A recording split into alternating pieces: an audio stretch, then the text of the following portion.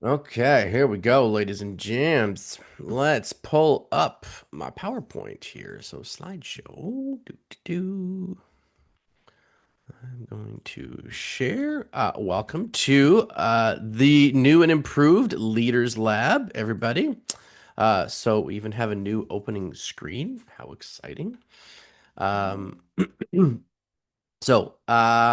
yeah, welcome to Leaders Lab. So we are going to cover some interesting ground as we get started today. So after we do our little mantra at the beginning, et cetera, et cetera. And we're going to go over scheduling. So I want to just get the scheduling stuff out of the way early so we all know what things look like going forward and how this is all going to lay itself out with some of the new elements because we've got I don't know what we're going to call it yet entirely, maybe the power hour or something like that, where people kind of come in if they want to work and they want to get some guidance while they work. So we're going to be running those sessions, and those will be on Wednesdays. And we've got our first one that's going to come up next week. So we'll talk a little bit about that. And then we'll dive into the four big workshops that we've got set up for the year, along with all of the different subjects and the dates on all of those subjects for all of 2026 for all of the leaders' labs. So, everybody good with that? Okay, coolio.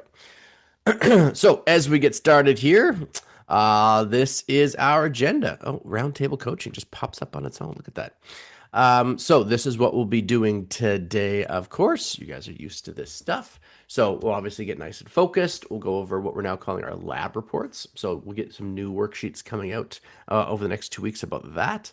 Roundtable coaching, level up lessons is all about writing good hooks and headlines today. Something that is near and dear to Easton's heart, of course. And why we have to write good hooks and headlines and why it's so crucial. And we'll also add the element that we're going to go over really do a deep dive here on what the schedule for the next 12 months is going to look like. Alrighty. So without further ado, let's get to our thing, my friends. Let's get to our thing. So if you can open up your microphones and we'll get rocking and rolling. Okay, Darinka's ready. Eason, you all good to go here? Okay. So we know our drill. We're going to read this off. So in three, two, one. My mind is a My mind garden. is garden, my My thoughts thoughts are are the the Are the seed, seed, seeds, and I can and grow I can grow flowers flowers, or I can or I grow can grow weeds. weeds. Absolutely. So, what's a weed that's been bugging you guys lately? What is a weed that's been standing in your way? You know, Drinka and I were talking about one that's bugging her lately last night, but what are some weeds? Good morning, Gigi. What are some weeds that are getting in your way? You fit it. You missed the poem, Gigi, but you can still write down the weeds. Yeah, there. All I think she right. timed it on purpose. That's what I think. She No, got I saw it up there and I was like, oh, I'm just in time. she got a secret message from Dorinka going, "It's over. Come on in." Thanks, Drinka. No, gosh. So what's been a weed that's been holding you guys back? Right? Is there a weed that's been holding you back? Write that weed down. Let's get that sucker down on paper. I know personally, as you guys think about this, I'll share a quick personal story here. One of the weeds that I've been running into is my desperate attempt to, how do I want to put this? Essentially market things before I've got the packaging figured out. And you guys have heard me say before, like market before your product is done because you're going to learn a lot from marketing yourself and your product, even as you create your product, right? And sometimes you just got to be 3 or 4 steps ahead, 2 or 3 steps ahead of whomever you're delivering to in order to actually get the product moving, get it selling. But the one thing I've noticed is that I still had to get the packaging right. You ever feel that way? Like I might be able to edit what is ultimately inside some of what we're offering and what we're doing, but I had to get the packaging right. And so a big weed for me was that conflict, that internal conflict of going, I need to market. Why am I not doing the thing that I'm supposed to be doing? Well, it's because I was unclear about the actual package, like what I'm showing people we're about to launch for them. And that was actually holding me back. So that was a weed that I had to tackle over the course of the weekend and saying, get that sucker out of there. Just finalize what your packaging is going to be and then move forward, right? It doesn't have to all be finished. Just move forward. So, what is a weed that's been bugging you? Get that down on paper.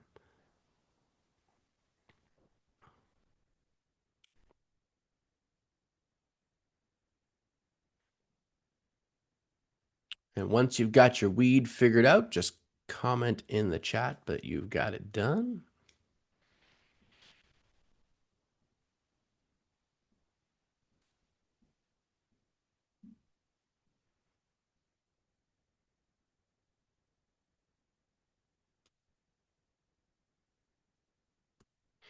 Okay, awesome. Thank you, Darinka. Perfecto.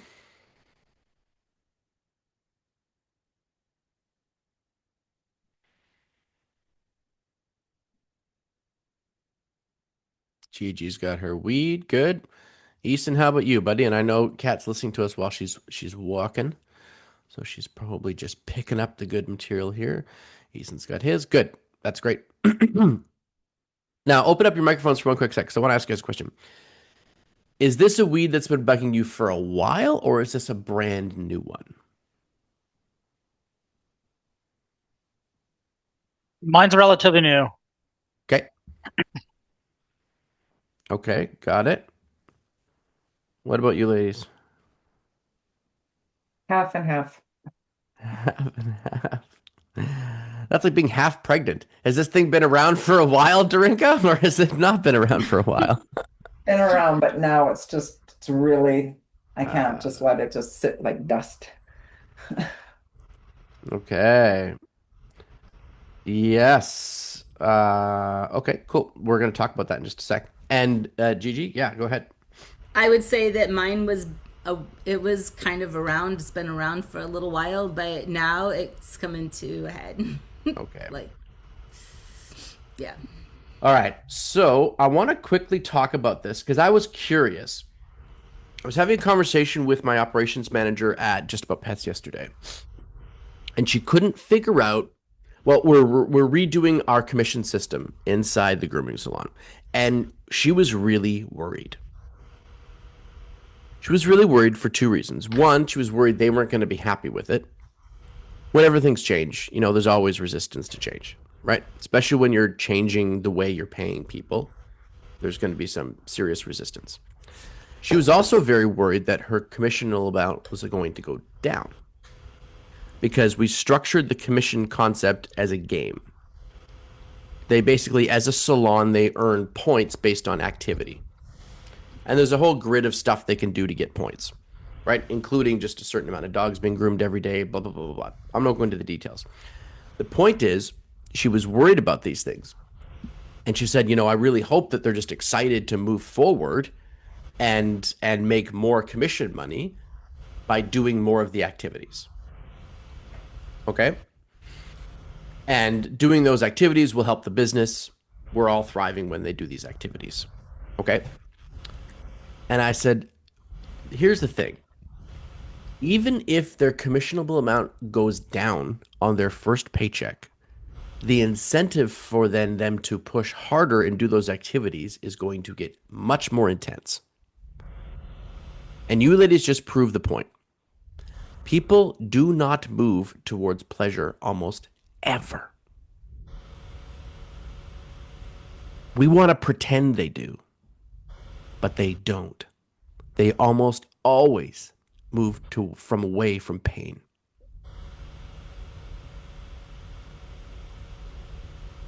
And it's chemical, okay?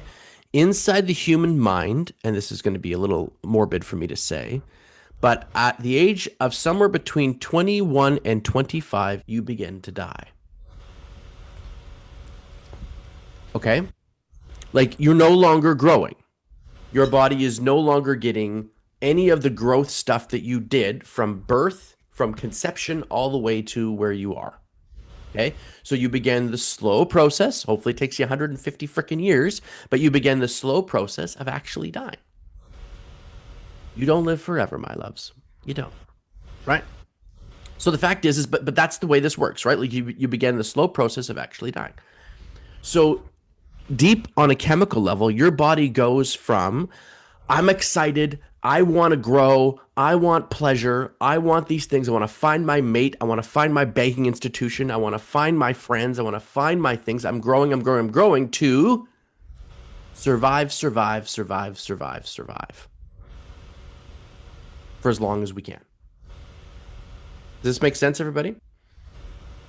It's deeply chemical. It's deeply primal. It's wired into the genetic code of how a human being operates. You can't change it except for massive, massive conscious adjustment. We move away from pain. We move away from the things that are threatening us because we want to survive. Is this making sense so far? So we tend not to run towards the thing that's going to give us the most pleasure. We tend to actually run fastest from the thing that's going to cause the most pain. So, Darinka, Gigi, you are facing a weed that has finally grown painful enough that it has to be fucking fixed. Am I right? Absolutely. Okay. Could you have fixed this when it would have delivered pleasure a year ago? Maybe. Maybe not. We don't know. But the fact is you didn't move towards that pleasure spot of fixing it a year ago because it wasn't painful enough. Right? Gigi deals with people who are going through their emotional stuff, like their mindset and their frustration stuff. Eason helps businesses automate their lead flow and get more cash into their companies and more sales. They almost never go to you guys until they're at a tipping point of pain where it's like, I can't deal with this any longer. I need help. Mm-hmm. And we paint it. And so what happens is we paint a rosy picture of what it looks like on the other side. But the fact is that people do not move almost 99, probably almost 100% of the time until the pain is great enough to make them move. And so what I said to my operations manager was I said, look, the groomers are going to have a ton of fun with this system, but they may not realize how cool it is until it actually hurts them in the wallet. Until they go, oh man, okay, I'm not taking enough pictures for Instagram to earn points. I need to earn points so that the whole team makes more money. I got to get on this. Not taking pictures is hurting my paycheck, right? Being lazy about my grooming day and not hitting our labor numbers is hurting my paycheck. Not standing at the front of at the front desk and asking if daycare clients want to get a bath and a tidy today on their lab as they walk in so we can fill the grooming room to having a 14 dogs minimum day hurts my paycheck. Right? The grooming room itself can earn hundreds and hundreds and hundreds of dollars per person extra per 2-week pay period if they play the game.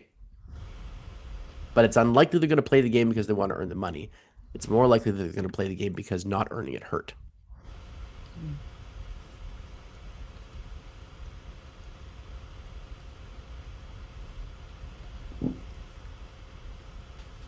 Thoughts on this, you guys?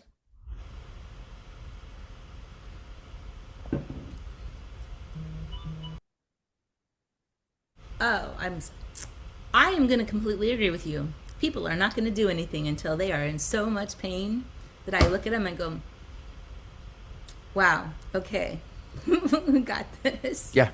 Until they're sobbing in the middle of your house. Yes. Yes. Yeah. I'm here to do an inspection and I'm going to bawl my eyes out for you.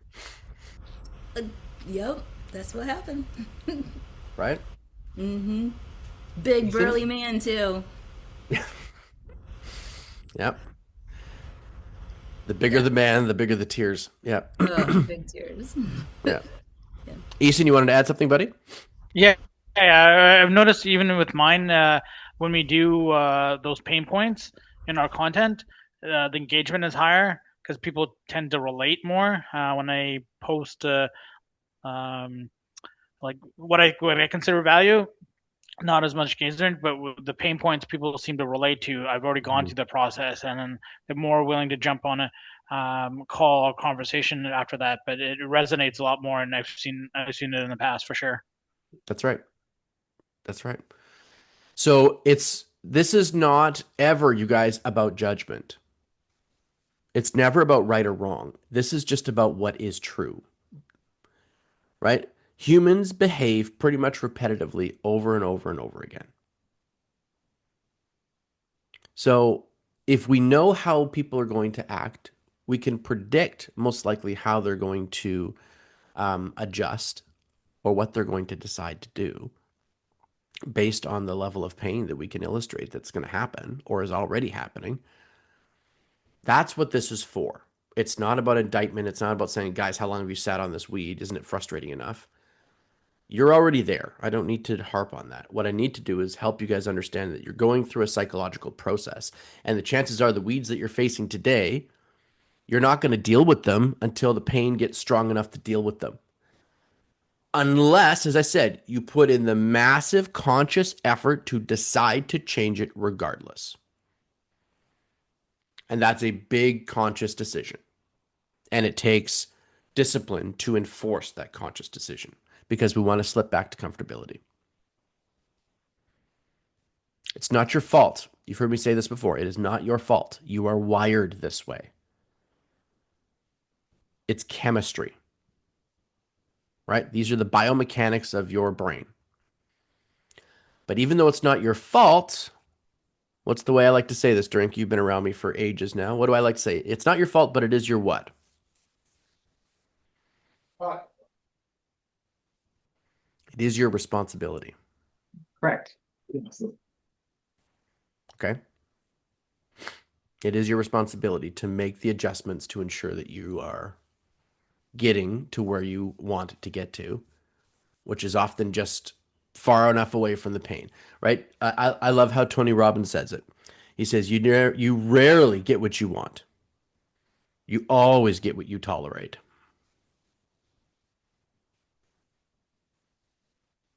Right? So if you tolerate a business that runs at $10,000 or $15,000 a month, that's what you're going to get. Right? You might want a $30,000 business, but until it's intolerable to sit in a $10,000 business, you're never going to get the $30,000 business. And I lived this every moment of my fucking life. Didn't matter what projections I had, Darinka, on where I wanted Just About Pets to get to. Even when I first started working with Colin Sprague, didn't matter what I put down in my goals. Didn't matter. I would achieve what I thought I could tolerate every time. Every time. So if I raised what I would tolerate, things changed because I would do actions that I wouldn't do if it was just the goal, right? So one of the things that your hooks and headlines will be about today when we get to that stage is about going, how do I make where they are intolerable? Right? One of the parts about encouraging people to move forward, and the one thing I've realized in marketing is that the great marketers make where Eason's sitting at the moment an intolerable place now. And we do this with grabbing their attention with headlines. We do it by building authority, right? We follow the action script. You grab their attention, right? You tell them or you clarify exactly what it is that their problem really is and how you solve it. You tell them who you are and why you're an authority to help them change those things, and then you power them over with stories about why their situation is now intolerable. Right? You access the reptile brain with the attention and building authority, right? Or with attention, you build authority and change their story in the midbrain when you start tickling the amygdala with your words. And then you finally make them help them make a decision that where they're at is no longer a place where they're going to sit, is no longer tolerable by reinforcing these things through their neocortex.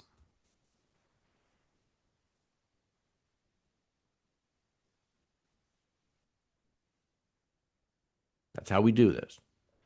We do it over and over and over again. Once you understand the recipe of marketing effectively, or influencing is a better term, effectively, it is a repeatable recipe.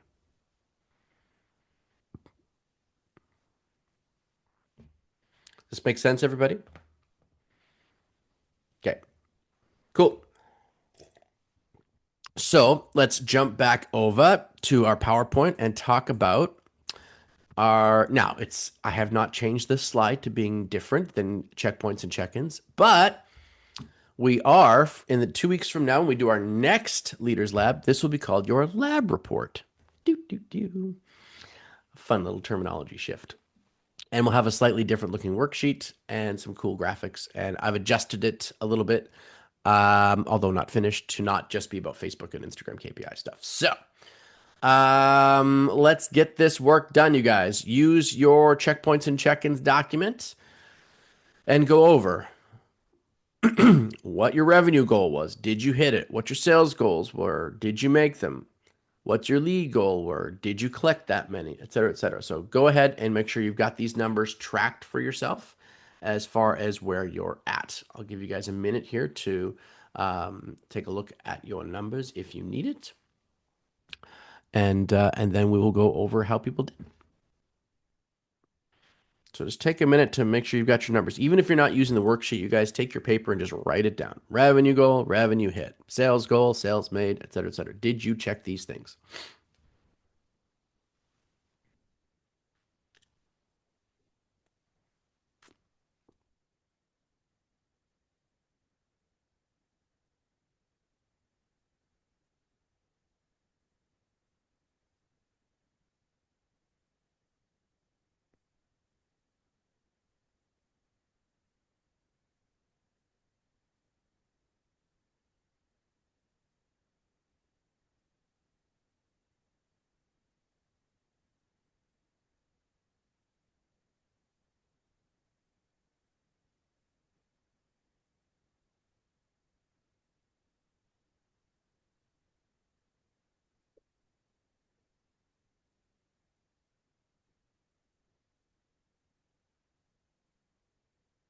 And just type in the chat box, you guys, once you have your numbers all confirmed up.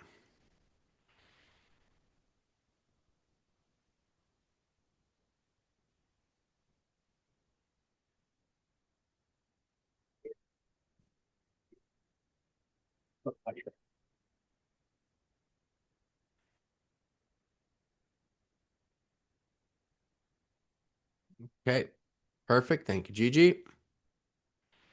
Eason's got his. Awesome. Drinka, how about you? Not haven't finished it yet? Okay. Go ahead. We'll wait another minute for you.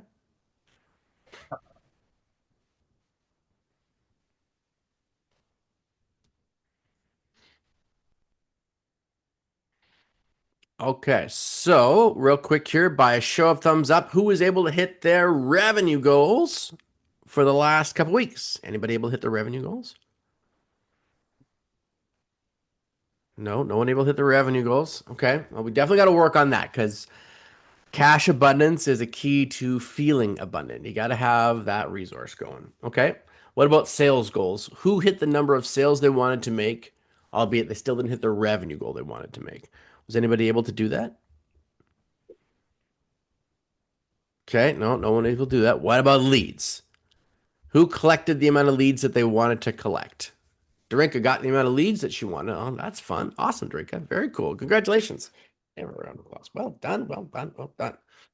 Well, leads are an indicator that your marketing is working, Darinka. Your marketing is working. Now it's just conversions, right? Yes. As Gigi was pointing out to me last week, she's like, I'm following that hourglass map that you showed us, and it's like I'm at exactly that spot. I'm doing the attention. I'm building the authority. I'm now starting to make the offers. Yeah, perfect. Okay, what about KPIs? So who was able to hit their social media KPIs? So reach, a level of engagement, and new follows that they wanted to get to.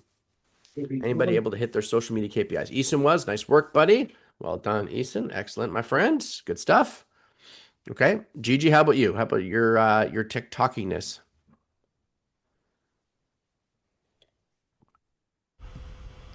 I still have, gosh, I want to say I got like 80 new followers, but I haven't been doing anything with it. That's just whatever from the work that I did before. Okay. But I'm waiting for you, Michael, to ask about wins. You're gonna do that at some point, right? I'm that is my next question. That's Okay. my next question. Okay, good. So Get the that. microphone is open, Gigi. Why don't you share your big win, my dear? Share your big win. So, um, yeah, so I had told you about the realtor that had Yep. lost it in my living room during the inspection Yes. and but anyway, I just went and got my hair cut, and the hairdresser was like, "Oh my God, you do that?" She goes, "You know, there's only two people in the whole town of Marathon that do that kind of work," and she said they're completely packed. They can't even take any more clients. Oh. So I know this is just such a small little town, right? And I've not been exposed to a little town, and I'm loving it because everybody just knows everybody else. And she's like, "You bring me cards," which I don't have cards, but Mm. you bring me cards. She goes, "You will be booked up. I promise you, within weeks."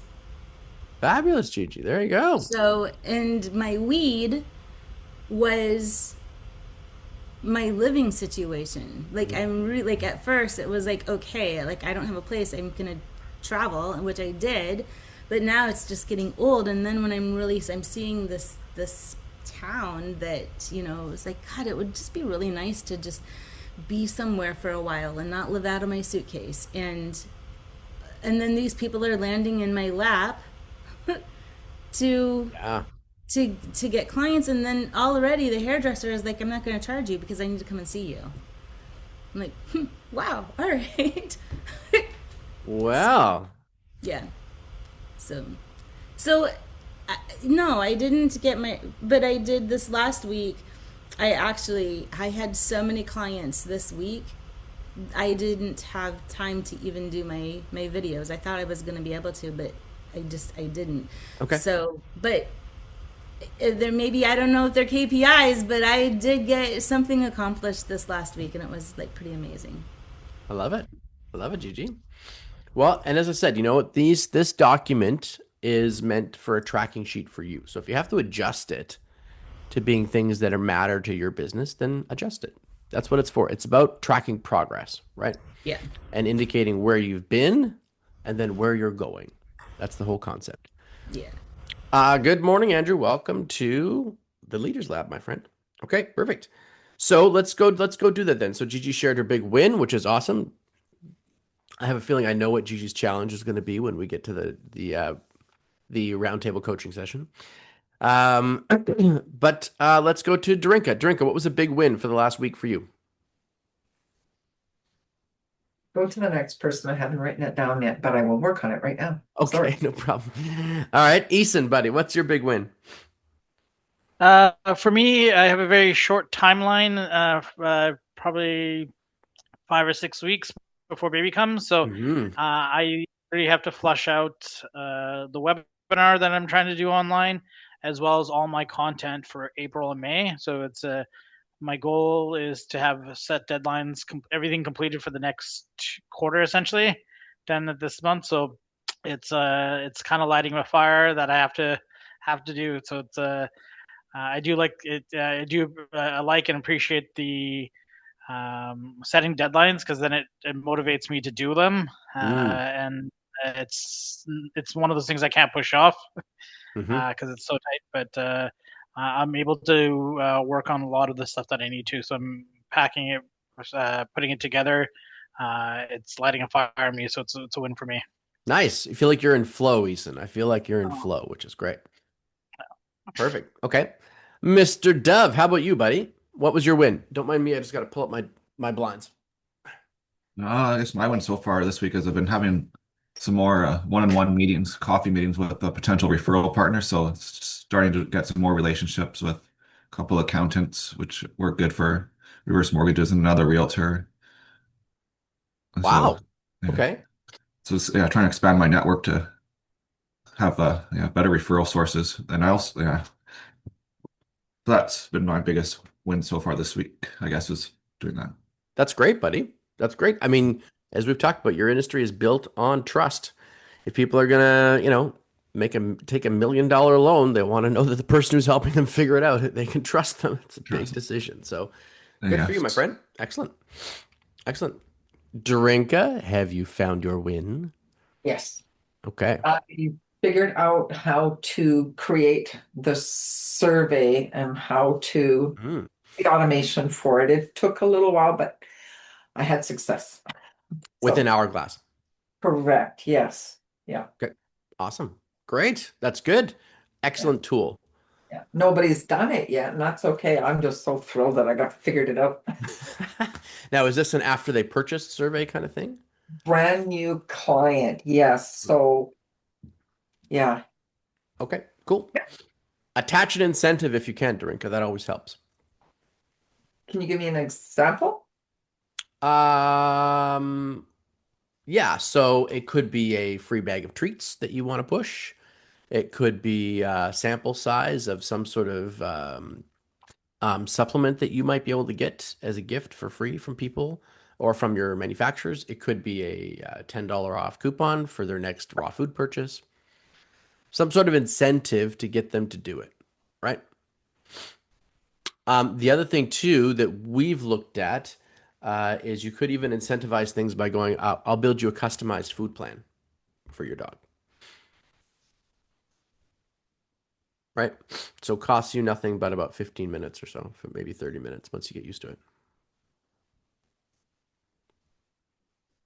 Okay. Thank you. Yeah, yeah. All right. So now everybody write down the weed or the challenge that we need to pin down on the table and dissect for you.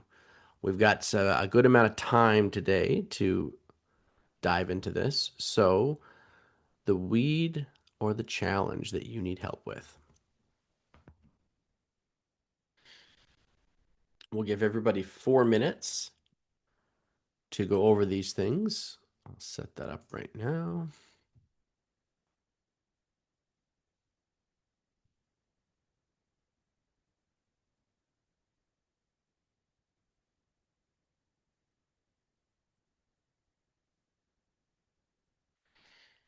And once everybody's got their weed and challenge written down, let me know here. You can put it in the comments, please.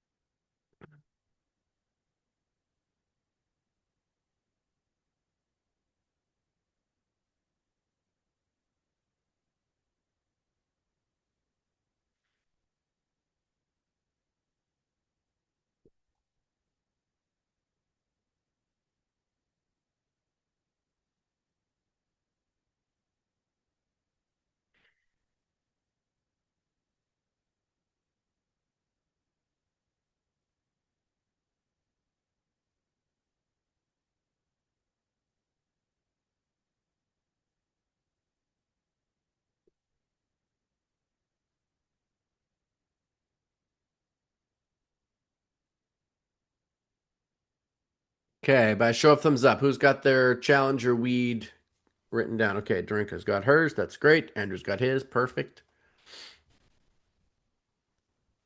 Eason, good. I imagine Gigi's going to talk about her living situation. I have a strong feeling that might be what we're talking about. But let's start with Mr. Dove, right? And as we get there, you guys, I just want to remind everybody, state your challenge, get it down to 30 seconds or less. You'd be surprised how many of you take a minute to 2 minutes to declare your challenge. Less time for us to brainstorm ideas for you. Take down the ideas. Don't argue. Don't debate. Right? That's not what we're here for. You're here to get a whole bunch of really interesting ideas. And then at the end, we want to make sure we pick a really good idea and we run with it and see if it works for us. Right? Quite often, too, you guys don't forget, you can combine ideas too. Ooh, that with that could really work for me. Okay? So, oh, Andrew's busy being a dad for the moment. Sorry, yes, I'm trying to do up a zipper here. But Oh, okay. but my biggest challenge, oh there you go. Challenge is yes, getting up my meta meta advertising running again. I was going to do it earlier in the week. It's been two couple of months now. I forget how to do it, so I have to reinvest time into that. Oh, And then setting up a referral program for some local soccer club that I got season tickets for that I want to use as a lead magnet to attract new clients. So it's, Fun. So you're gonna run a contest for that? yeah, the contest or yeah, based on referrals or something like that. I'm still trying to figure out if you can send me a referral, you get an entry into the contest to win tickets to a soccer game. So it's geared towards family. So we got 2 adults and 2 kid tickets. Okay. So yeah, Nice. so it's trying to figure out. So my weeds, yeah, it's trying to figure out the weeds and get stuff set up or effective way to set up the referral program. I guess would be the group challenge one. Hmm. Okay. Anybody have any ideas for them on how to set up a referral program or a contest for that?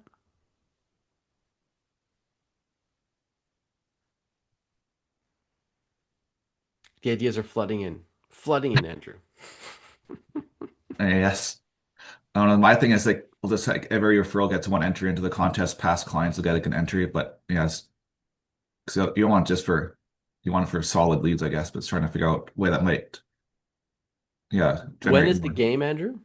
Well, it's for the whole season, Oh, like a so season tickets, basically? it's season ticket. Yeah, yeah. So it'd just be multiple times throughout the year. So I Hmm. guess So you're not giving away a whole season's ticket bundle. You're just giving away individual tickets throughout the year. yeah, the package for certain games because the games are like Friday nights, Saturdays, and I think some Sundays. Hmm. So it's yeah, it's trying to I guess have a set thing, then Well, I advertise it. think one of the things when you look at this is you want to match goal, so what you want out of the situation, right? Yeah, With who you're offering this stuff to, right? So if you're offering a set of family tickets to referral partners, that's a very specific, very small group of people that you're offering tickets to, right? yeah, And incentivizing that might actually be quite difficult. You might just want to say, "Hey, you're awesome. Here's some tickets for you." And do uh, that a few times throughout the year with people who you are going to build a good relationship with. Contest wise, what you want is activity. So you might do really good at doing a post that's about giving away a set of tickets and just encouraging anybody, and then using meta ads to target that post to only the demographic that you want to work with. okay. And then somehow trying to collect their information, I guess, to build up a. That's right. So if you connect to Hourglass and you connect to your business account, you can actually do like a comment post, right? Comment here to and be entered into the contest. This is what I do for just about pets 2 or 3 times a year. They comment grooming or they comment something into the post. Hourglass snags their contact information. It sends them a response saying, "Thanks so much for participating, blah, blah, blah. You've been entered into the contest." We normally collect anywhere from 45 to 65 or 80 leads, right? That post, the last one we did was in August. It got to 116 or 115,000 people reached just in Abbotsford, That's right. right?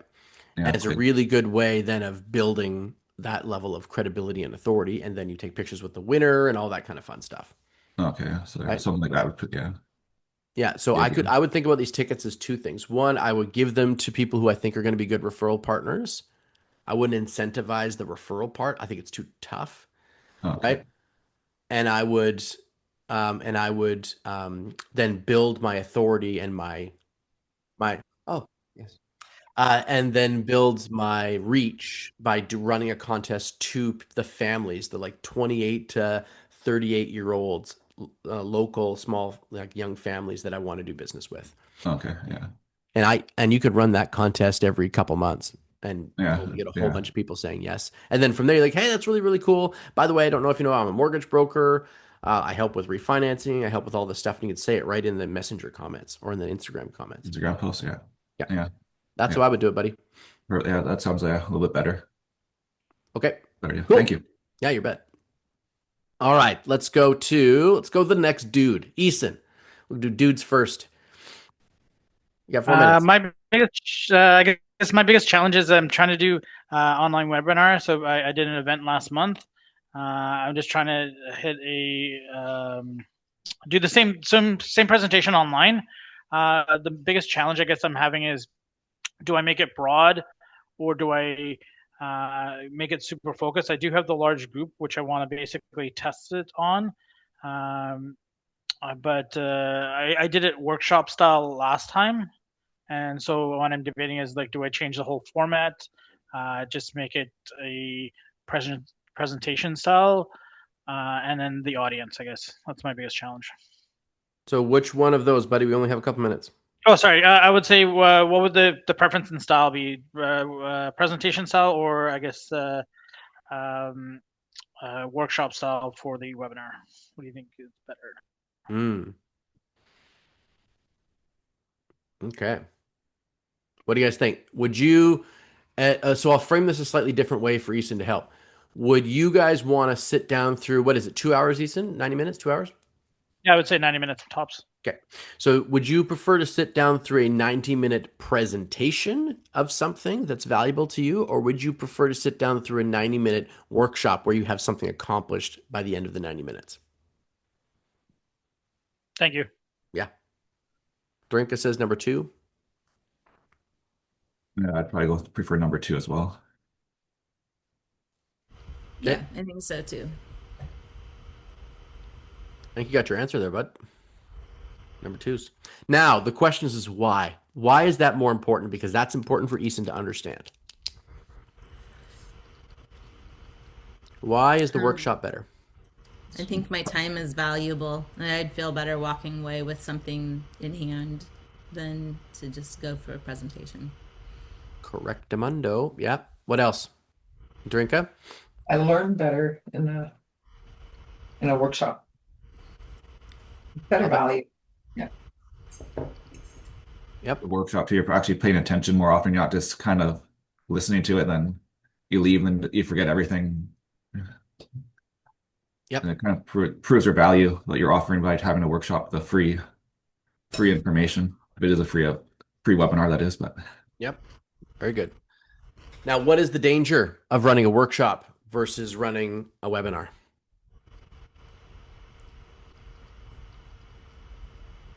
You need people live on the call. For sure. Yes. Help them participate. Make sure they show up. Yeah, absolutely. Yep. That's a risk.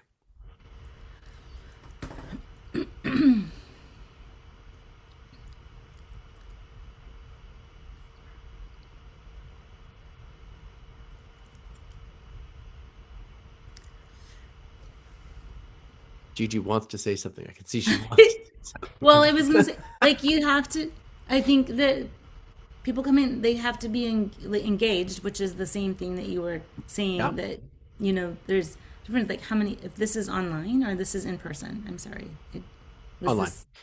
Online? It's online. Yeah. You're going to get people coming in that don't turn their cameras on, and then you're like talking to your, like you're talking to yourself, because they're like, you don't know if they're like in the room or.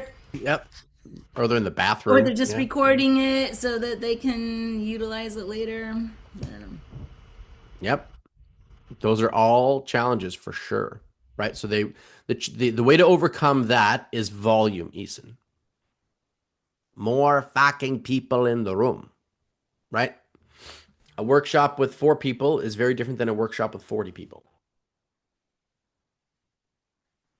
But as we wrap up here on Easton's thing, there's one other major risk. Okay?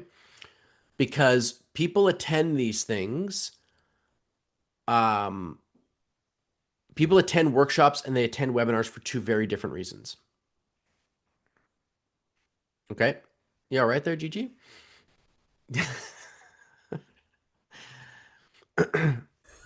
Sorry. There's electrolytes in here, and I guess I didn't mix it. And so I just tasted like complete salt water. Oh, nice. Yum. So the risk, Eason, is that they walk away with something to do. They don't walk away buying from you. Okay? A workshop, as you guys eloquently illustrated, gives somebody a result at the end. Okay? A webinar is foreplay. Okay? To hit this right on the nose, a webinar is foreplay. There is no climatic experience from a webinar. That's not the point. The point is to tease and to tease and to tease and to tease and to tease. It is a 90-minute tease and sales pitch masquerading as education. We fucking know this. That's why we don't want to go to them anymore. You know, at the end of a webinar, someone's pitching you something. Correct? So when you do a webinar, you're fighting a few specific things. A, it's information based, which they can go and find on YouTube any day of the week they want.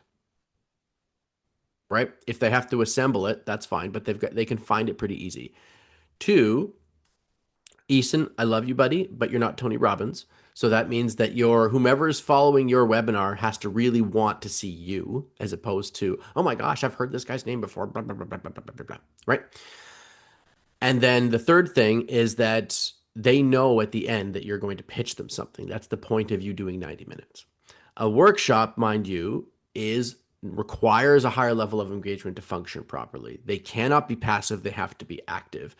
They are going to have to sit down in a place where they can get some work done. So there's more demands on them.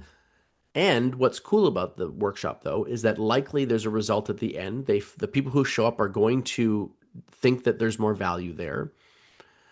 But the trick for a workshop is you have to work on what happens after the yes. Okay, what happens after the workshop? How do you sell them your service after the workshop? Or what does the workshop show them or reveal to them that there's a massive problem afterwards that they have to fix and they're going to need help fixing it? Can I ask a question, Michael? So in that regard, I guess even like when you're setting people up to the next step, yes. Would you suggest even marketing that and then having some kind of incentive if they do it right then and sign up, because then it gives other people like that FOMO? So when you're doing workshops, it's a little trickier. So the way I would structure a workshop, and this is something that I'm currently working on, is that it flips the idea of the webinar on some level. So whereas the webinar teases and teases and teases and then builds up to, when Russell Brunson does the perfect webinar thing, right? So then the 3 secrets, the thing about them buying into the vehicle you're offering them, the thing about them getting personally frustrated trying to use your vehicle, and then the thing that's going to help them, socially or status wise use the vehicle, blah, blah, blah. So he shows how to do these things. Okay. I think with a workshop is you actually flip the sequence. So the workshop delivers up front. You get them to make some goals and you basically say, okay, here's this, here's this, here's this. How does that feel? How's that feel? They're getting progress really fast up front. You're earning credibility and trust by actually delivering results up front. This is the way I'm reframing this. It's almost like a workshopinar, as it were. And so what you do is you flip the sequence, Eason. So you can test this, right? You give results at the beginning. You've earned the authority. You've earned their trust. They now go, oh, wow, that was a really cool process to go through. He really does know what he's talking about, right? Then at the end, you say, okay, so now you've got these pieces. Would it be okay if I told you what your next problem probably is and tell you how you can fix that? Right? You've just spent 45 minutes to an hour walking them through a process where they have a result on the other side. And my theory is that now that they're in that spot, you can marinate them in the problems now of executing what you just helped them figure out. And it becomes a mini webinar concept tacked onto the end of the workshop. So to illustrate Gigi's point, you then move them fast through okay, this is what's going to happen next. This is what you're going to run into. This is why it's going to be tough to solve this. This is one of the things that my company really does. And in fact, if you'd love to get results with what you just did faster, here's how to do it.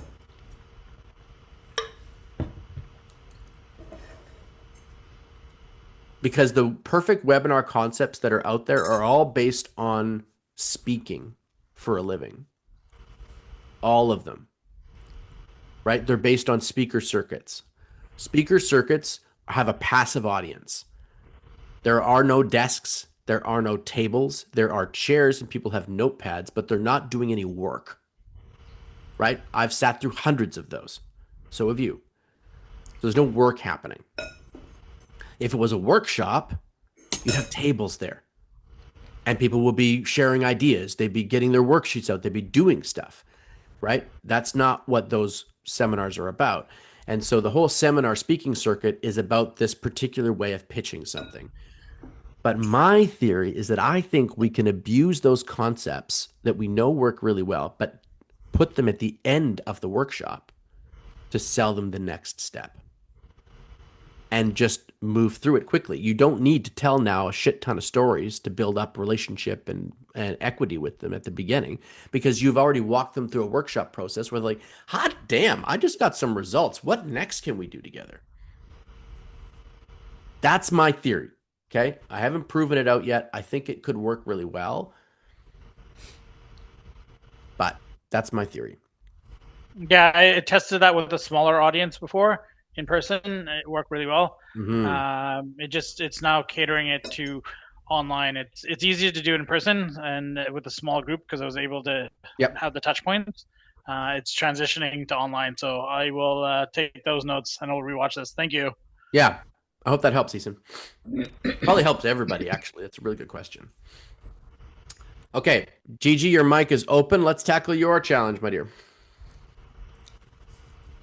Well, I mean, obviously it would be switching to a new strategy because this is totally something that I had not thought of. And yes, switching housing options as well. So, but yeah, because this is this community is kind of, it's interesting because it's extremely expensive to live here. The housing is really expensive, and yet it doesn't look like people have very much money. So I don't even know, that aspect. Like, I am not licensed in Florida for therapy, so it's not something that would be paid through insurance. So it'd be out of pocket, and that raises, like another, it's different. So I'm not really sure how to go about that. So. Okay.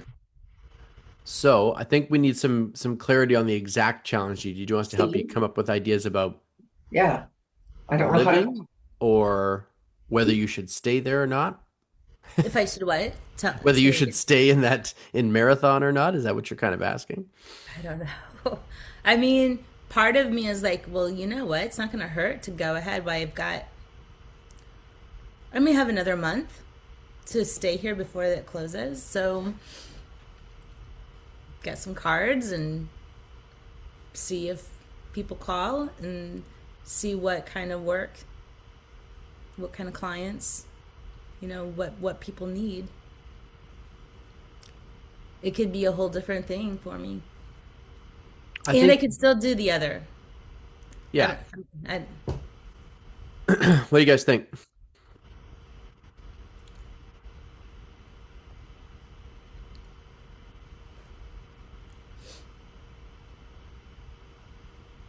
Any thoughts on how to help Gigi navigate this challenge? I mean, you could always write a pros and cons list there, Gigi.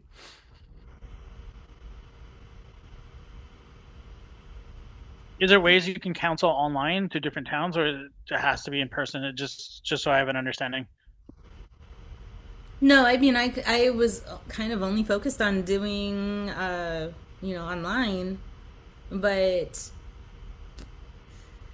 if I wanted to be part of this community, which I really do like the feel of it, then I think people are a little more old school here and would want in person. So, I mean, I guess there again, once I establish an in person, if I did that, I could still be doing online stuff. Oh, yeah. And then I could still, if I had to go. Okay, so Gigi, you have done a ton of personal development stuff. If you sat in front of Mr. Tony Robbins, what would he say to you? He would say, wait a minute, what's the problem here? Mm-hmm. I don't know. I guess, I don't know. Like, it all looks really good. It's just a matter of figuring out if this is... Okay. No problem, Ethan. doing this for in person and in the, charging people, I don't know, is if I would charge differently than what I do now. I think ultimately what you're looking at is a relatively burn the boat style decision. Okay. If you want to stay, stay. Make the decision and figure it out. You're really good at going, okay, I've made this choice and I'm gonna act on what the universe sends me. Right? And follow that. I've been really good at saying, okay, the universe is going to take me where I need to go. Correct. Yeah. So but this is a decision for you. Like you have to decide, do I make this work? Right? The universe is also saying, Gigi, you could land here. Do you want to? Right? It's asking that question. Yeah. Whether you subconsciously want to have that question asked or not, maybe that's what's going on. But I think you're facing a situation where it's like, okay, if I want to stay here, I have to figure out how to stay here. I can't just I sort think of I am. linger I for think 30 days. I think it is. Yeah. I think that I would like to. I've been feeling the pressure of not having a place stable. Mm-hmm. And I know that that's been my weed, and I just haven't been wanting to say it because it's not kind of really a business thing. It's just my That's weed. okay. Yeah. So I think you have to genuinely decide, right? Kill the other options. You decide that I'm staying if that's what you want. No one in this room is going to make that decision for you. No. But if that's what you decide, then that's what you move forward with. Yeah. Full stop. Go for it. Figure out a way. Right? And if that means you charge $100 an hour or whatever it is, and you help people, and your hope is to get, 20 hours with the clients a week to get started with, then that's awesome. Go for it.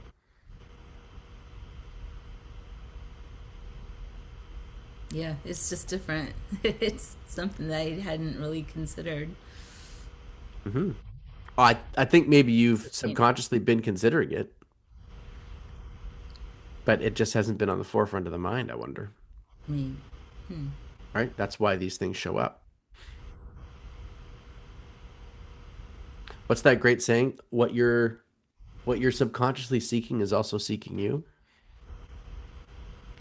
No, I know that I've put it out. I've put it out to the universe, definitely, of the fact that I like it here. And I volunteered at the theater, the local theater, and where they had a little shop of porters. Started to put some roots down. It was Gigi. yeah, and I knew when I was doing that I was like, I am subconsciously telling the universe this is where I want to be.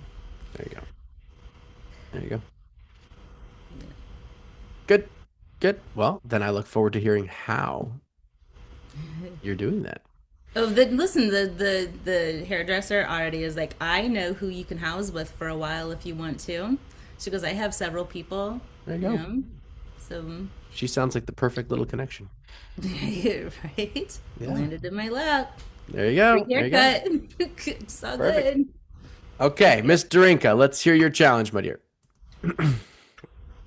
Well, something that you had mentioned about last night about a point system. So I've since emailed the loyalty program that I have, Okay. because I looked at their loyalty program and I'm blind or I haven't clicked on enough buttons, but I'm not seeing a point system. So I emailed the sales rep and I haven't heard back. Okay. If they don't have one, is there They something? do because I use it. Oh, okay. So I just need guidance I guess I just have to be patient and wait to hear from my sales rep. It could also be that you don't have access to it because that's the more expensive version. You could be right. Yeah, there's more than one version. Mm-hmm. Yeah. Okay. Do you feel then it is worthwhile incorporating it if it's the next version up? So here's what I'll say about building out a rewards program. And this is good because this talks a little bit to what Andrew was referencing as well, right? Is you want to math out your rewards program very effectively first. Now, in Andrew's case, that's going to be pretty simple, right? He's buying tickets, he's giving them away, and it's pretty straightforward. For you and I, Darinka, when I did the original math 2 years ago now on my loyalty program, I fucked it up. And wound up costing the company an extra $25,000 in loyalty discounts off the top, right? Like we're not talking like that's not a, oh, we gave away free product and it's reduced expenses. That's $25,000 in profit sucked out of the company because I mathed out the loyalty program incorrectly. So you have to figure it out on your own? You bet. Okay, okay. Yeah.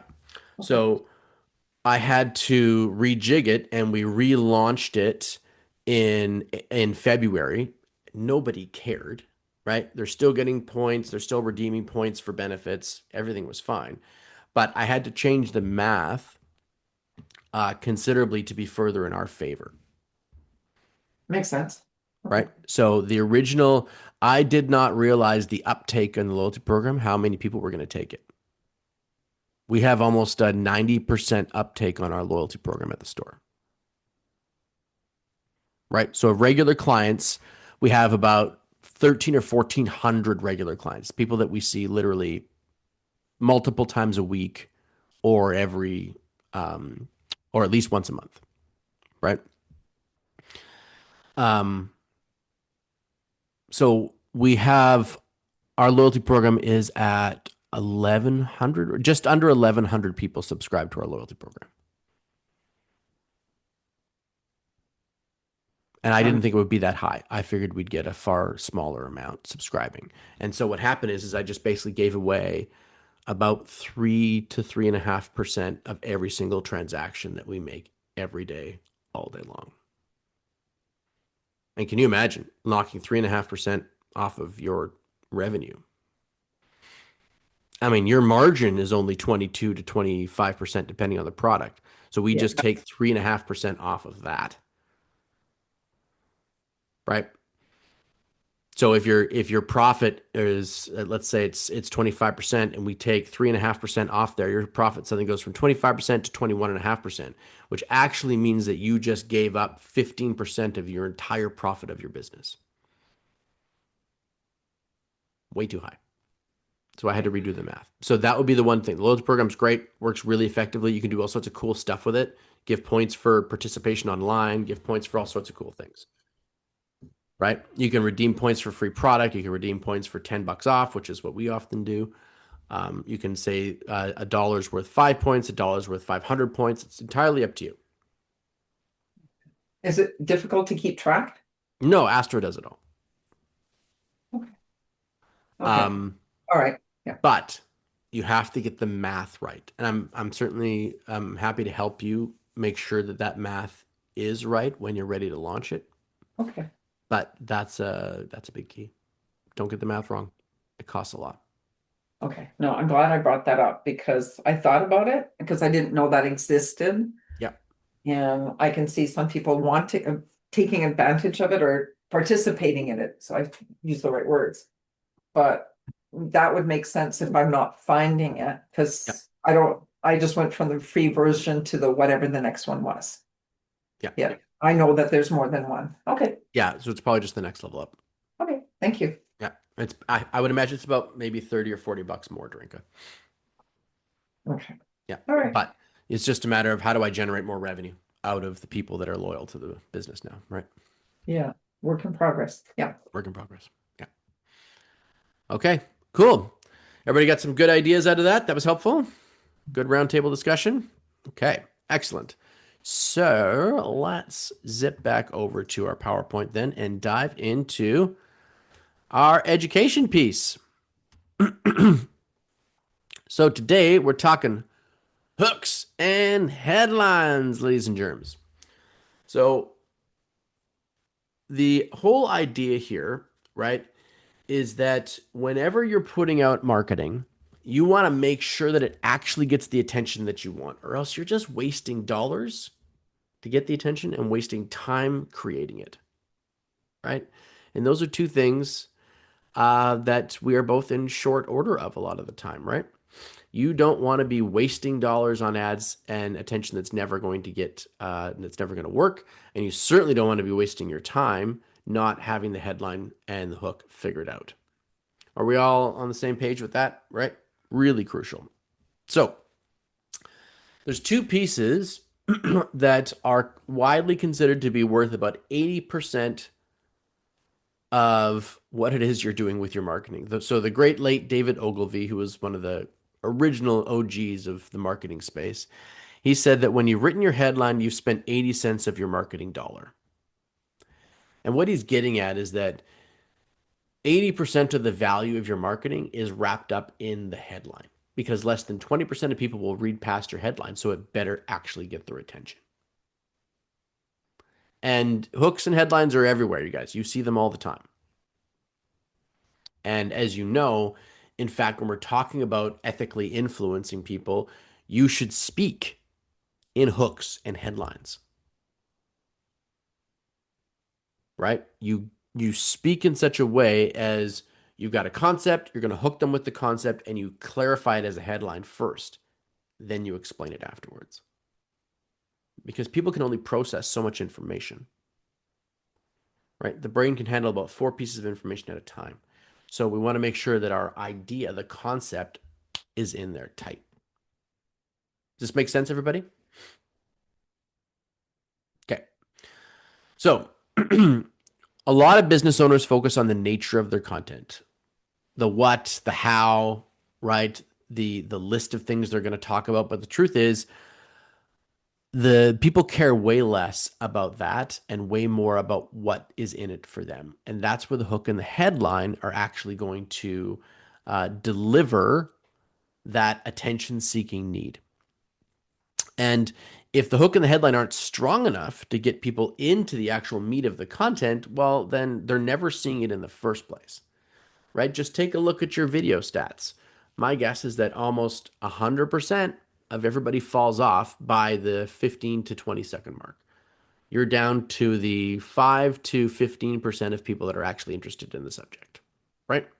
So almost 100% of everyone is going to see the headline and they'll understand some level of the hook, but very few are going to move past. So you want to make sure as many of that 100% move past that gate as possible. Are we all on the same page with me here? Make sense? Okay. So whether it's post, sales page, video, email, the headline is the gate that is swinging everything open for your audience. You get that right and everything else gets easier. So what does a great hook supposed to do, and what are the difference between hooks and headlines? So a hook, you guys, is the angle or the concept, right? As I was talking to someone the other day, they were saying that when they think in reverse order, like what's the outcome they want this piece of content to have, right? It's helping them build much better hooks because they know what the piece of content is for. So the hook is the angle of the concept, while the headline is the thing that you actually write. So a headline is going to be at the top of the blog post or the title of the video, the first piece on a Facebook or LinkedIn post, all that kind of thing. It's the top part of the ad. It's what gets the attention. It tells the consumer what this is all about. While the hook is the attention-grabbing angle that your headline is illustrating or indicating or hinting at. By a show of thumbs up, does this make sense so far? Yeah? Okay. Hang on, guys. I just need to grab a little glass of water. Hang on.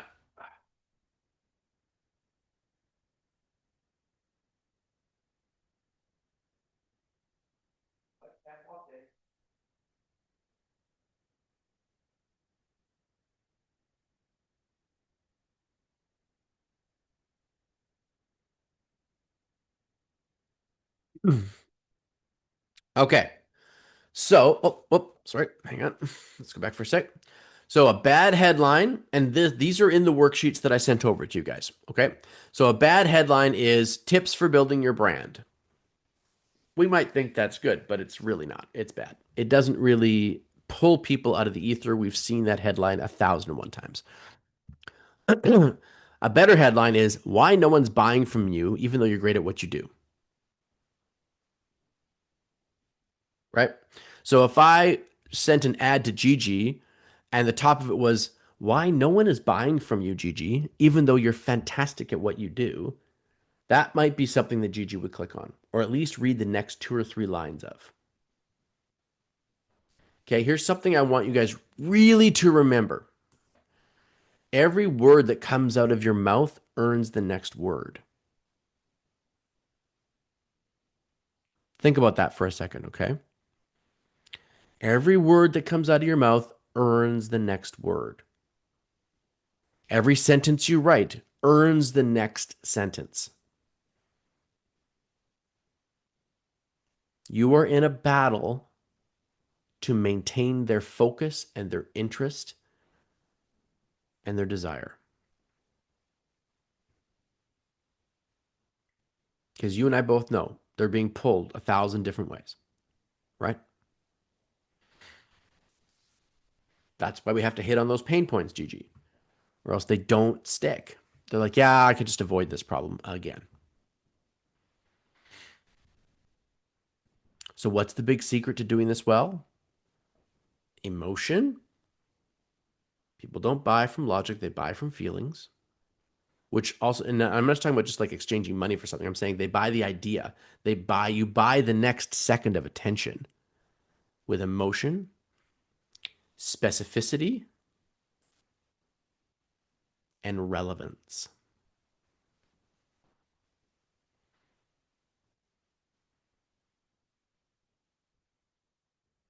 Emotion, specificity, and relevance. Okay?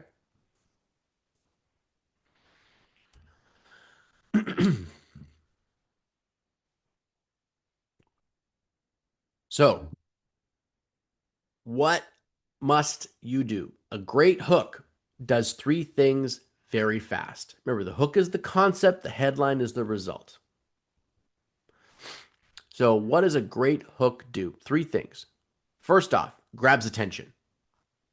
Right? If you want to look at some of the greatest hooks ever written, just go and Google or find the archive of the Inquirer magazine. Right? Julia Roberts gives birth to porcupine baby. Everyone's like, what the heck are you talking about? Did that get your attention? Sure it did. Who has a porcupine baby? What are they talking about? And they have some bizarre picture. Okay? So it grabs attention. What else does that headline do? Creates curiosity. All the ladies are like, oh my God, wouldn't that be painful? A porcupine baby. So grabs attention, creates curiosity.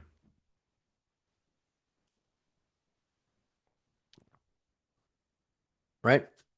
In Andrew's case, it could be like, interest rates are plummeting. Is this the perfect time to redo your mortgage? Right? Mortgage rates are rocketing to the bottom. That's always good. If you can do a juxtaposition, rocketing, we often think up. But if you say they're rocketing to the bottom, now you've got my attention. What do you mean it's going to what? What? They're rocketing towards the bottom? Interest rates are rocketing towards the bottom. Could you save money by redoing your mortgage today? Right? Grabs attention, creates curiosity. Could I? I don't know. Maybe I could. And then speaks directly to a desire or problem. Once again, we'll go to the 5 tips for building your brand versus 5 reasons no one's buying from you, even though you're great at what you do, and how to fix them. Same topic. One gets ignored, one gets clicked. Emotion, specificity, relevance.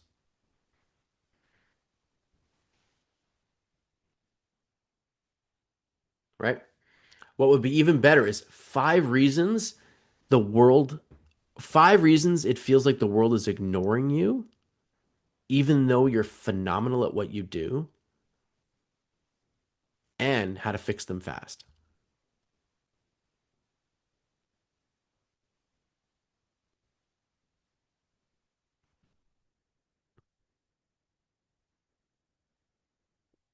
And I include here my 4 favorite, very simple headline formulas.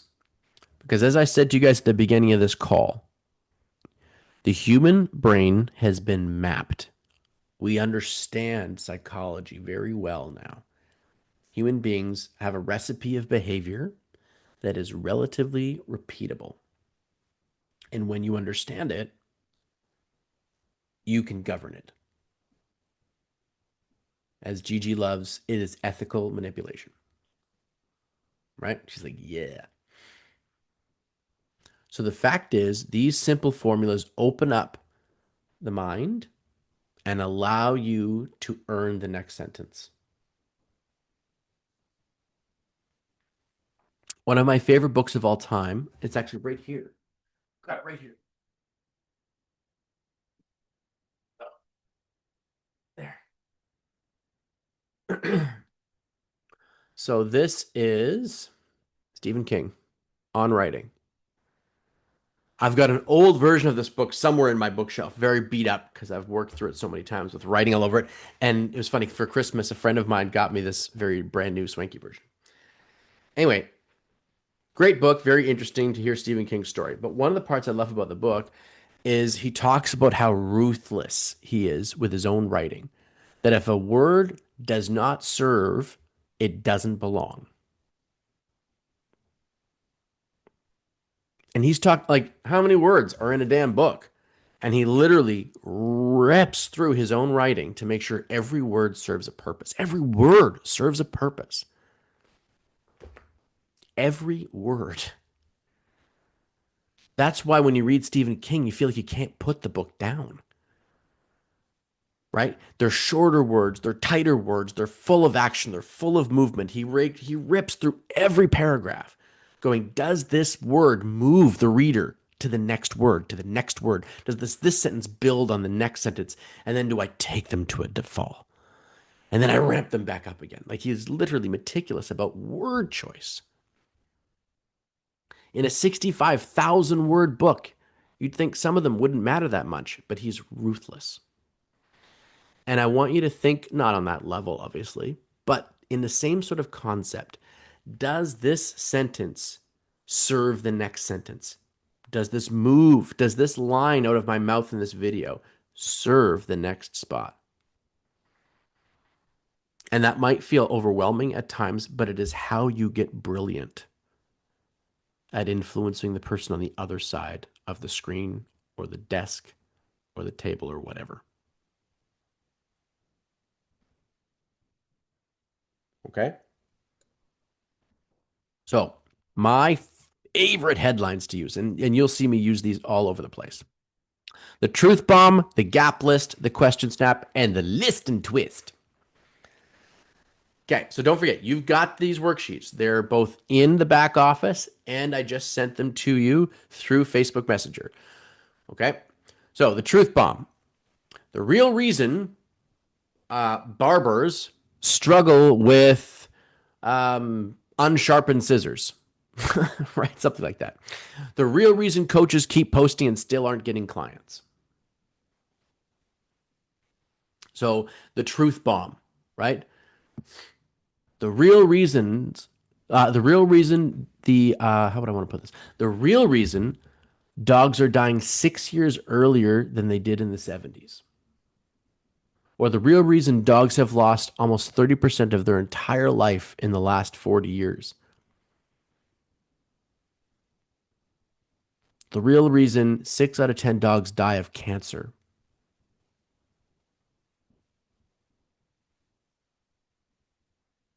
Right? These are truth bombs. The real reason your content falls absolutely flat every time you post it, and why gurus get huge results.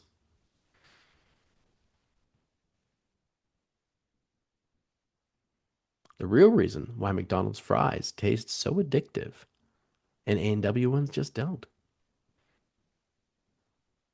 I don't know whether that's true or not, but I'm just dropping stuff, right? The real reason Michael likes apples and doesn't really want oranges. And you know what the real reason or the real truth is on that one? The truth bomb on that? Nobody cares, Michael. But you get my drift? Like, that's how you do this. The real reason. The truth is Okay. The raw facts. Anything that states it like that.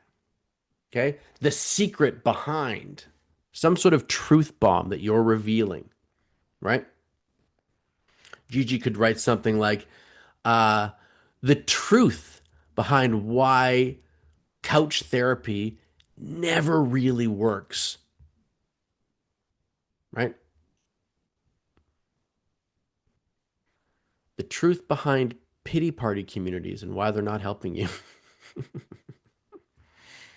Okay, the gap closer. How I went from pain before, people love a story, right? It's an open loop in their mind. When you open a loop in someone's mind, they have to close it.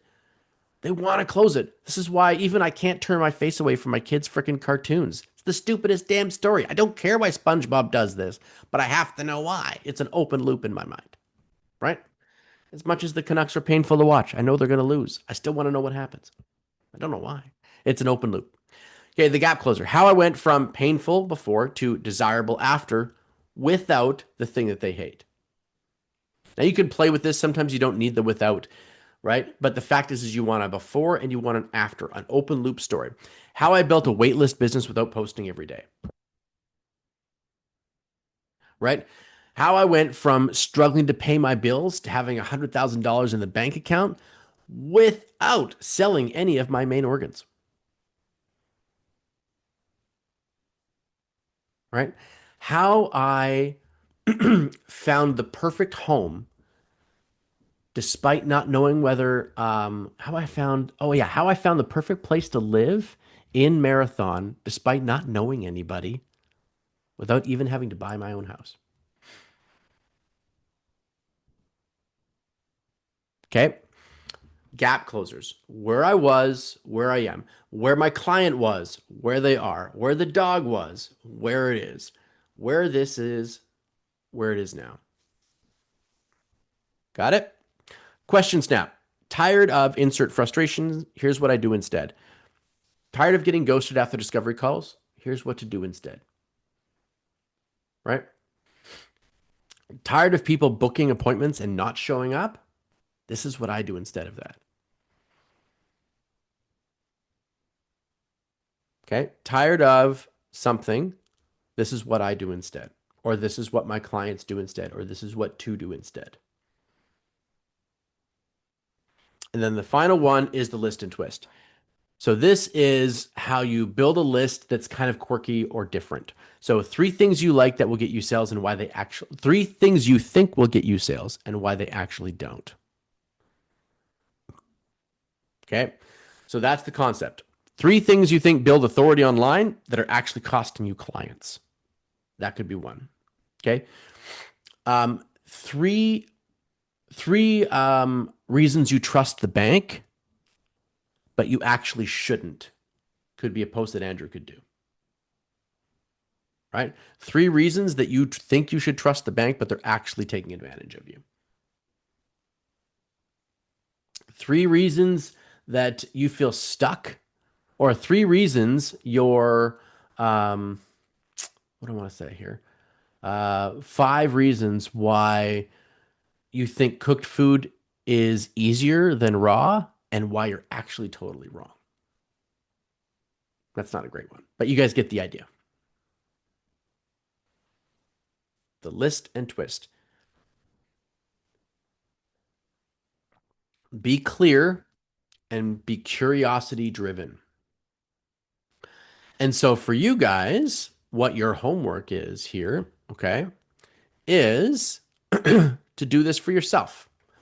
So I want you to write down a bunch of hook ideas on the worksheet that I gave you. A bunch of hook ideas, right? I could talk about a client that went through this. I could talk about a dog that's suffering from these things. I could talk about, the plummeting interest rates. I could talk about the fact that the real estate market stabilized. I could talk about these different things. These are all hooks. Hook, hook, hook, hook, hook, hook, hook. Okay? Concepts. Then I want you to start turning them into headlines. What's a truth bomb headline about the mortgage industry, Andrew? Or about the interest rates? What's a gap closer about the interest rates? What's a question snap about the interest rates? What's a list and twist about the interest rates? You can come up with headlines for each hook. Does this make sense? So one hook 4 different headlines. Practice this. Okay? And they'll give you really good ideas for ads, content pieces, email, all of it. Even, you guys, how to talk to somebody in conversation to move them towards becoming a lead or a client. This isn't just about the attention, the top part of the hourglass. This can be about the conversion part of the hourglass too.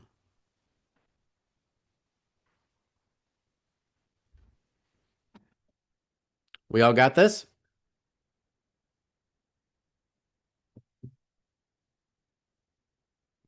Good. Any questions?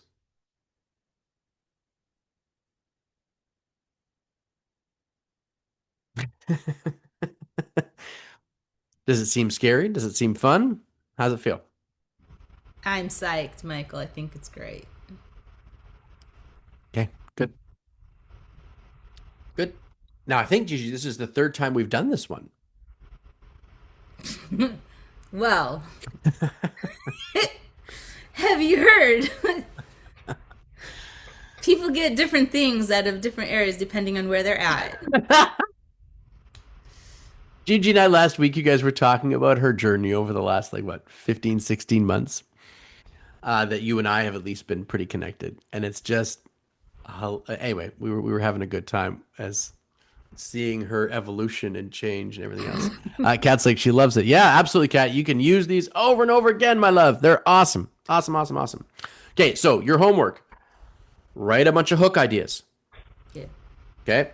So the first thing over the next 48 hours, I want to see each of you put at least 2 hook ideas, not the headline, the hook.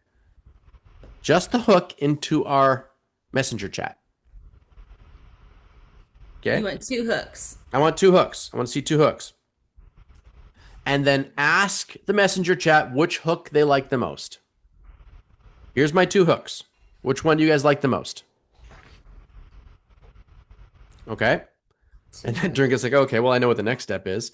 Now I'm going to get you to write 2 headlines, right? So a truth bomb and a gap closer and a question snap, a list and twist and a gap closer, whatever it is, regarding the hook that people want to hear about. And then post those 2 and ask, which one do you guys like the most?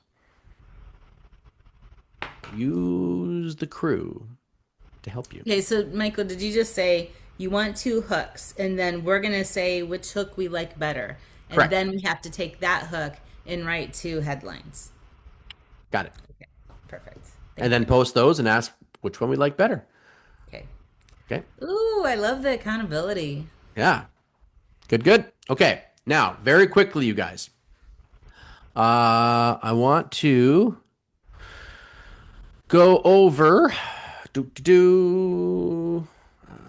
Okay, good. Where is my screen? There it is. All right. So we have got a couple things here. No, that's not what I wanted. That's the worksheet. I need to move this out of the way. You shrink, you shrink. Okay. Here is our Leaders Lab schedule. I'll put this into the messenger chat as well. Okay, so we are March the 5th, right here, session number 1 of branding, attention, hooks and headlines. March the 19th, we're going to do session number 1 of the conversion section, which is offer building. Okay, so we'll talk about offer secrets. April the 2nd will be session number 1 of culture, which is the client journey and the guide. And then we're going to go through session 2 of branding, session 2 of conversion, section 2 of culture. Okay, 3, 3, 3. So we move through everything in those the 9 levers, remember? The 9 levers of influence. Attention, authority, action, right? Remember all this stuff we went through last week? The 9 different stages. So we're going to move through all of those. And then on July the 16th and July the 30th, we'll do we're taking SWOT analysis and goal creation to doing twice a year instead of every quarter. I don't think we need to do it every quarter. I think it's too much. I think we can do it twice a year instead. So session number 1 of transformation, which is the alchemy of understanding, that's your SWOT. Session number 2 of transformation, essentially goals, that's the alchemy of direction. Okay, so this is what we're doing. And then for the next second half of the year, we go through the process, as Gigi just talked about. You know how you're at different stages when you encounter different material and you get different things out of it? We're going to do the whole process twice a year. Okay? So we go through everything twice a year, same as what we had before, just with a slightly different amount of SWOT analysis and goal stuff. This makes sense to everybody? So I'll put this in. You'll have an entire schedule for what the Leaders Lab will be doing for the whole 2026.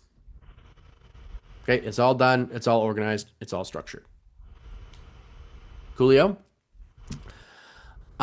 Workshops. So now what we'll be doing is we'll be doing two-day work, or I should say 4 workshops throughout an entire calendar year.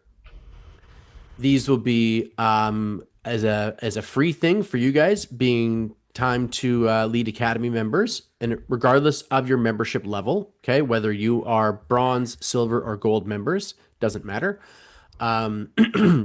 You're invited to the workshops. April 23rd to 24th, July 23rd, 24th, October 22nd to 23rd. All right, these are weeks where we have our office hours, but we won't have office hours these weeks. We'll have the workshops instead. Okay. And inside these, we'll do my expectations go Thursday, 9 to 2, Friday, 9 to 12:30, VIP Q&A. So these will be for the silver and gold members. And I'll send over all the information about that stuff starting next week for you guys, what that means. And then the branding one is about those first 3 stages of our influence operating system, right through the hourglass. Getting attention, building authority, generating leads. That's what the first section is all about. Okay. And if anybody doesn't remember what this is, I will pull up the image of it. Hang on a second. It's not a PDF. Hang on. Can I save it as a PDF? Maybe I can. No, not from here. All right. So for those who don't remember what this is all about, it is this. Okay, we walked through this last week, remember? Attention, authority, action. This is the top part. Offer, script, and flow. The conversion part. Guide, system, amplify. The culture part. This is the influence operating system that we're installing into your business. Okay. Leads daily, sales weekly, clients for life. So that's what all this is based on, is that concept right there. Okay. So branding will be about attention, authority, and leads. Conversion will be about offers, sales, and sales pipeline / lead flow. Culture will be about how we guide the client, systems to scale and amplify the results. These are 2-day workshops. What's fun about these is not only are they going to have Time to Lead Academy members there, but these are a great way for us to also invite people to come and check out what this is all about.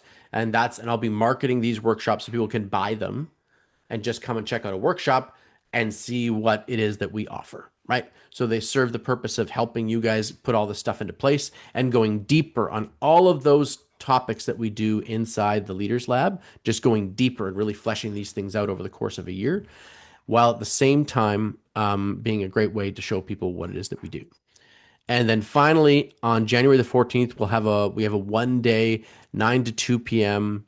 Personal transformation workshop. So the alchemy of self-leadership.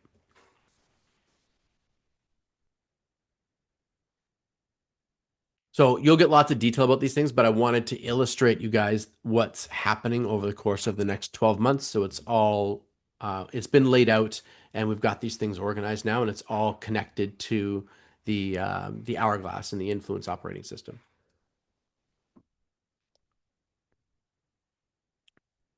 Okay. Any questions about the Leaders Lab schedule or the workshop stuff? Andrew says no. Okay, cool. I would love at some point, Andrew, to do these workshops in person. That would be a ton of fun. So someday we're going to make sure that that happens, but these ones will be done online. Yes, we have to grow business around here for you. Yeah, yeah, yeah. Keep it flowing. Keep my ears out. Hmm. Okay. So, without further ado, let's wrap things up here, you guys, with your aha moments.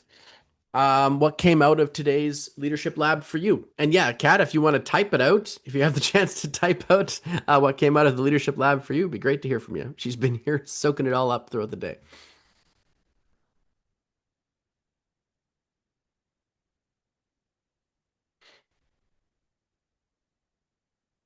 So, what popped out today for you guys? I guess I can go first. I guess this for me, the referral program actually, I guess, is having a better understanding how to separate it to, I guess, the actual people that refer me business just to give it to them. And then when I'm trying to attract new business, have a whatever giveaway or raffle Hmm. type thing. So yes, better understanding that to better take advantage of what I'm trying to offer to Love help it. grow. Yeah, it's a big change for you, Andrew. I think it's, I don't want you to waste too much time trying to build a contest for people to refer clients to. I think that's a challenge, right? Yeah, yeah. Well, it's the thing we did a couple weeks ago. It's like the niche I want to, but yeah, it's pretty tight for Yeah. yeah, because I can exchange the other tickets to adult too if I want to, but that is more complicated than yeah, it needs to be. Yeah, for sure. Cool. Awesome. Ladies, how about you? Gigi? Yeah, I thought well, I liked the stuff about the workshops versus the webinar. Mm, Because in what my work that I was planning was more workshop type stuff within lives. hmm. So, and then I really liked about the if a word doesn't serve a purpose, it doesn't belong, because I think chat GPT gets very wordy, and then I'm like, no, that's not me, like that, and then I'm like, okay, no, what is me? And then take out the extra things that don't need to be, because people don't have the attention span Yeah. to be. Yeah, so yeah, that's been really big lately. Love it. Been Yep. noticing. Good. Excellent. Thank you, Gigi. And it's different for TikTok as opposed to if I was doing something on Facebook. I think Hmm. just seems like, Yep. Different audience. yeah. Right. Drinka, how about you? How do I make where they are intolerable? Work on Mm, that. I found that's that was my aha moment. yeah. Yeah. Yeah. I know people stress about having to talk about pain points, but my goodness, it's the thing that makes people move, right? Yep. Love it, Grinka. That's a good one. Awesome. Okay. Well, thank you so much, you guys. Lots of love from me to you. It's been fantastic and fabulous. And I will see you guys all in the chat. I look forward to seeing your hooks. 2 hooks apiece. Remember, 2 hooks. I want to see those. And then on the weekend, you can start whipping up headlines for them. Okay, perfect. Thank you guys. Have an awesome time. Ciao for now. Thank you. Bye, Thank you. everybody. Thanks, Michael.